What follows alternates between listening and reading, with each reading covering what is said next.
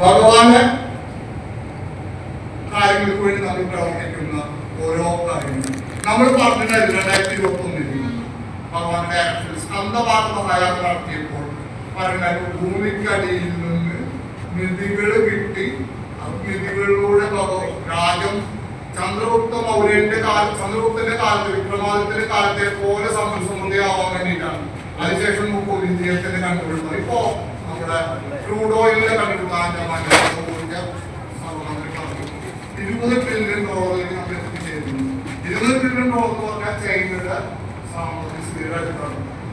നമ്മളിപ്പോ 4ാം സ്ഥാനത്ത് എത്തിക്കഴിഞ്ഞു. അതിനുശേഷം അടുത്ത കൊല്ലം 2027 3ാം സ്ഥാനത്തേക്ക് എത്തിച്ചേരുന്നു.